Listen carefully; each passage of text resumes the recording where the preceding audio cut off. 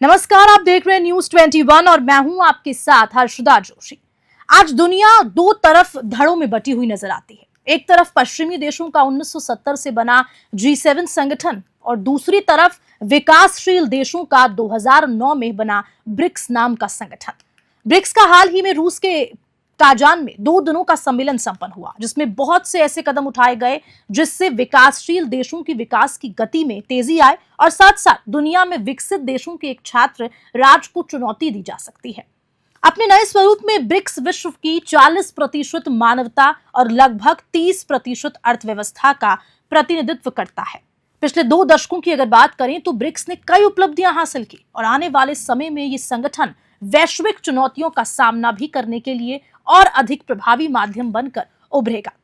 इस सम्मेलन में भारत और चीन के बीच सीमा विवाद को वार्ता के जरिए सीमा पर 2020 की स्थिति को बहाल करने का दिशा में प्रधानमंत्री नरेंद्र मोदी और चीन के जी जिनपिंग के बीच में आपसी सहमति बनी है, जिससे इन दोनों देशों में चल रहा आपसी तनाव कम होने की दिशा में एक महत्वपूर्ण कदम इसको माना जा रहा है। जी हाँ, आज के एपिसोड में हम ये जानेंगे कि किस प्रकार से ये ब्रिक्स संगठन काम करता है और इससे कैसे विकसित देशों को अपने अस्तित्व पर खतरा नजर आता है।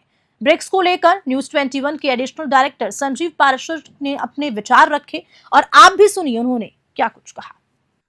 दोस्तों नमस्कार, मैं संजीव पाराशर आपका बहुत बहुत स्वागत करता हूं मेरे इस प्रोग्राम में। दोस्तों अभी समाचार पत्रों की मुख्य सुर्खियां थी, चैनलों की मुख्य न्यूज थी कि भारत के प्रधानमंत्री ब्रिक्स देशों के सम्मेलन को अटेंड करने काजान रशिया जा रहे हैं। क्या है ये ब्रिक्स, किस तरह से ब्रिक्स का फाउंडेशन हुआ, ब्रिक्स की प्रायोरिटी क्या है और वर्ल्ड में G7 देशों के लिए कैसे ब्रिक्स चुनौती बना हुआ है, मैं थोड़ा इसके बारे में आपसे उनसे चर्चा करूंगा, थोड़ा प्रकाश डालूंगा। दोस्तों 2009 में ब्रिक्स सम्मेलन फर्स्ट शुरू हुआ, एक फाउंडेशन बना और आज 2024 में ब्रिक्स सम्मेलन जो है वो रशिया में काजान में था 22 से 24 अक्टूबर।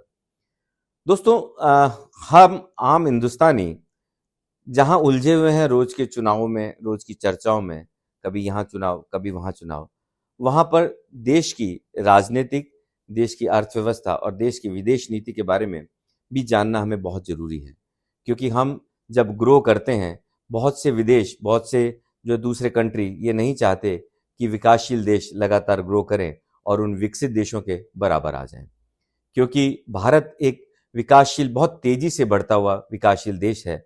बहुत से चैलेंजेस हम पूरे कर रहे हैं, लेकिन फिर भी कई बार हम इंटरनल प्रॉब्लम, कई बार हम एक्सटर्नल प्रॉब्लम से रूबरू होते रहते हैं। इसी संदर्भ में मैं आपसे ब्रिक्स की बात कर रहा हूं कि 2009 में ब्रिक्स का जो है फाउंडेशन हुआ। मेनली इसमें 5 कंट्रीज ने मिल करके जो है वो इस फाउंडेशन को बनाया। जैसा नाम से इंगित है, ब्रिक्स मतलब B से फॉर ब्राजील, R से रशिया, I से इंडिया, C से चाइना और U से S से साउथ अफ्रीका। ये 5 कंट्रीज ने मिलकर के बनाया। अब ये क्यों बनाया, ये भी बहुत बड़ी बात है कि ब्रिक्स को बनाने की जरूरत कहां पड़ी। जब भी देश विकासशील होते हैं, उनमें बहुत सी चीजें एक दूसरे के साथ में जुड़ करके ही विकास की दिशा को पंख लगते हैं। जैसे व्यापार के लिए कहां कहां जो है वो उन्नत संभावनाएं हैं, ट्रेड के लिए क्या क्या उन्नत संभावनाएं हो सकती हैं, विकासशील देशों की इंफ्रास्ट्रक्चर के बारे में, विकासशील देशों में जो मादक पदार्थ आज की डेट में इधर से उधर, ह्यूमन ट्रैफिकिंग, ये सब चीजें एक ऐसी प्रॉब्लम हो गई हैं जहां पर मनी लॉन्ड्रिंग, जहां पर देशों को संभलना पड़ता है, अपने पड़ोसियों से बात करनी पड़ती है, अपने जो है वो वेल विशर से बात करनी पड़ती है। इसी संदर्भ में इन विकासशील देशों ने ये जो है ब्रिक्स नाम से संस्था बनाई। अब मैं थोड़ा ब्रिक्स के बारे में बात करूंगा। जो ब्रिक्स है वो 30%, आप यूं कह लीजिए कि ब्रिक्स का 30% जो है वो जीडीपी के हिसाब से 35% कंट्रीब्यूशन करता है। 45% क्षेत्रफल की दृष्टि से ये कंट्रीब्यूट करता है और जनसंख्या की दृष्टि से 30% वर्ल्ड के अंदर कंट्रीब्यूट करता है। ये काफी बड़ा है। अगर आप इन 5 कंट्रीज के बारे में देखेंगे और इनसे और जुड़ने वाली कंट्रीज के बारे में देखेंगे तो वर्ल्ड की जो 45% क्षेत्रफल है, ये इतना बड़ा क्षेत्रफल है कि करीब करीब आधा हो गया मान लीजिए। तो इतने बड़े एरिया को ये ब्रिक्स जो है कवर करता है। और जहां तक ब्रिक्स की टक्कर है, ब्रिक्स के बराबर कॉम्पिटिटर विकासशील देशों का, विकसित देशों का जो समूह है वो G7 कहलाता है। दोस्तों G7 कोई छोटा मोटा समूह नहीं है, वहां पर already US, France, Italy, Japan, UK, Germany और कनाडा, ये बहुत बड़े विकसित देश हैं और इनकी जो विकास जो है वो गति वो इतनी तेज है कि विकासशील देशों को जो है वो काफी कॉम्पीट करते हैं और हर जगह अपनी चौधराहट लगाते हैं दोस्तों। लेकिन फिर भी आज की डेट में ब्रिक्स ने यूं कह लीजिए कि इनकी प्रगति को रोक लगा दी है। G7 देशों की 1.5% की जीडीपी है आज की डेट में, वेयर एज ब्रिक्स देशों की 4.5 जीडीपी है। कितना बड़ा फर्क विकासशील देशों ने इनको रोक दिया है G7 देशों को यूं कह लीजिए, या विकासशील देशों की ग्रोथ इतनी फास्ट है कि जो G7 के जो देश मैंने आपको बताए हैं वो उनकी प्रगति रुक गई है, उनकी ग्रोथ रुक गई है। इवन ऐसा तो नहीं मैं कहता कि G7 देश अब कमजोर हो गए हैं। G7 देशों को अगर मैं ये देखूं तो G7 देशों की प्रति व्यक्ति आय $46,000 है, वेयर एज जो ब्रिक्स देश हैं उनकी प्रति व्यक्ति आय $31,000 है। और अगर आप इनकी बात करें कि इनकी जो है कितनी इनके अंदर जीडीपी है, जो G7 देश हैं उनकी 47 ट्रिलियन जीडीपी है, वेयर एज जो ब्रिक्स देश हैं उनकी जीडीपी काफी कम है, 26 ट्रिलियन है। तो विकसित और विकासशील देशों में अभी फर्क तो है, लेकिन जहां तक जो है वो जिस हिसाब से ब्रिक्स ने अपना काम करना शुरू किया, जिस हिसाब से ब्रिक्स का एक मोटो है, जिस हिसाब से ब्रिक्स आपस में बात करता है, क्योंकि रशिया, चाइना और इंडिया ब्रिक्स के अंदर बहुत बड़े पार्टनर हैं। जनसंख्या की दृष्टि से भी चाइना और इंडिया मेरे ख्याल से जो है वो बहुत बड़ा रोल प्ले करते हैं वर्ल्ड के अंदर। तो ब्रिक्स देशों का बेसिक बनाने का उद्देश्य ये था कि ये देश 6 देश जो है 5 देश मिलकर के लीड करें, और इसी संदर्भ में 2014 में ब्रिक्स देशों ने ब्रिक्स बैंक के नाम से बनाया। इस बैंक में $100 बिलियन इन्होंने आरक्षित पूल में डाले कि कहीं पर भी कोई जरूरत पड़े तो इस आरक्षित पूल से पैसा लिया जा सके। और इसके साथ साथ में आईएमएफ को 75 मिलियन जो है वो बिलियन $, इन्होंने दिया ताकि आईएमएफ ज्यादा लोन कर सके, ताकि आम जनता जो है आईएमएफ से जो जहां आईएमएफ को लगता है कि पैसा देना है वहां पर वो आराम से दे सके। तो ब्रिक्स अपने लिए काम नहीं कर रहा, इवन वर्ल्ड के लिए भी काम कर रहा है। और इसीलिए ब्रिक्स ने एक अपनी कंट्रीज, जो इनकी 5 कंट्रीज हैं, इनके अंदर एक केबल जो है वो जो ऑप्टिकल केबल बिछाने का काम किया ताकि सूचनाओं का आदान प्रदान आराम से हो सके। क्योंकि ये बहुत इंपॉर्टेंट बात मैं इसलिए कर रहा हूं क्योंकि अमेरिका इस मामले में कभी नहीं चाहता कि उसके बराबर कोई आकर के खड़ा हो, और इसीलिए अमेरिका आज की डेट में हर जगह पे उनकी जो जासूसी है या जो इनके नेटवर्क है इतने स्ट्रांग है कि हर देश उनसे घबराता है। लेकिन उसको तोड़ने के लिए, उसको काट करने के लिए भी ब्रिक्स देशों ने इस दिशा में, ऑप्टिकल फाइबर की दिशा में काफी बड़ा काम किया। और साथ साथ में इन्होंने एक नई चीज को, यूनिपोलर सिस्टम को बढ़ावा दिया। दोस्तों कहीं पर भी अगर जो है वो एक पोल होगा सिर्फ, जैसे सब चीजें वही डिसाइड करेगा, तो ये सोसाइटी के लिए अच्छा नहीं है।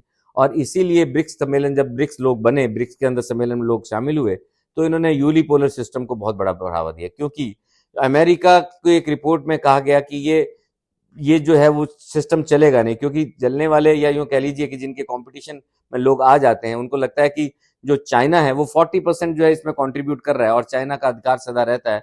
तो बहुत नहीं लोगों ने नेगेटिविटी का, हिंदुस्तान में भी लोगों ने कहा कि इस तरह के सम्मेलन नहीं चल पाएंगे, संगठन नहीं चल पाएंगे। लेकिन 2009 से लेकर के 2024 तक इस तरह के संगठन बहुत बढ़िया काम कर रहे हैं, जिसका एक एग्जाम्पल है कि अभी इस सम्मेलन में, कजान के सम्मेलन में, भारत और चाइना 5 साल बाद में जो है वो आमने सामने दोनों प्रधानमंत्रियों की मुलाकात हुई, जीपिंग के बीच में और नरेंद्र मोदी जी के बीच में। और एक बहुत बड़ा मसला था कि 2020 के बाद में हमारी सेनाएं जो है लगातार, जो एलएसी है उस पर लगातार बैठी हुई थी, आमने सामने थी, इवन 1 किलोमीटर के डिफरेंस पे थी। क्योंकि 2020 की घटनाओं के बाद में, चाहे डोकलाम हो, इस घटनाओं के बाद में चाइना का रुख हमें जो ऑलवेज सस्पिशियस लगता था। लेकिन इस बार इस ब्रिक्स देशों के सम्मेलन में बात हुई और चाइना से और इंडिया के बीच में एक कमिटमेंट हुआ कि सेनाएं 2020 की वाली स्टेज पे ही वापस चले जाएंगी, लेकिन ये स्टेप बाय स्टेप में होगा। पहले चाइना जो है वो अपने सैनिकों को, फिर उपकरणों को, और इस तरह से एक प्लेटफॉर्म बनाया जाएगा जहां पर कंफर्टेबली जो है वो अपने अपने एरिया में गश्त किया जा सके, जहां जैसे 2020 में होती थी। कितना बड़ा फैसला होगा, क्योंकि 30 जो है वो -30 डिग्री टेम्परेचर पे दोनों देशों की सेनाएं बैठी हैं।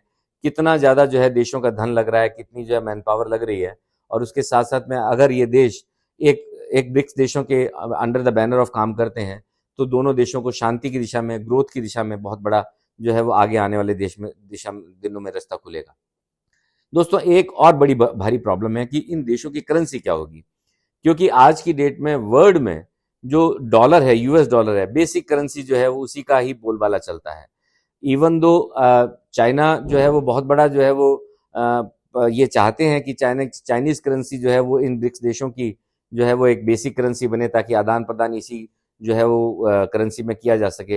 लेकिन अभी भी इस पे कोई फाइनल नहीं बना है। लेकिन आने वाले दिनों में ये उम्मीद है कि G7 देशों को कहीं ना कहीं कंपटीशन देते हुए ब्रिक्स देश अपनी करेंसी के अंदर लेना देना शुरू करेंगे, जिससे ये देश जो है वो और कंफर्टेबल और अपने मुद्रा को स्ट्रॉन्ग कर सकेंगे।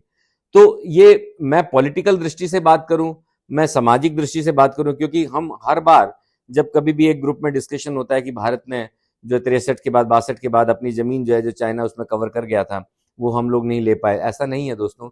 जब कभी भी भारत देश या कोई भी देश स्ट्रांग होगा तो वो 1 to 1 के लेवल पे आकर के बात करेगा, चाहे वो किसी भी प्लेटफॉर्म में। और ब्रिक्स एक ऐसा प्लेटफॉर्म था जहां पर दोनों देशों को एक दूसरे की जरूरत है, क्योंकि ट्रेड में चाइना हम लोगों से कहीं ज्यादा जो है वो हमें सपोर्ट करता है।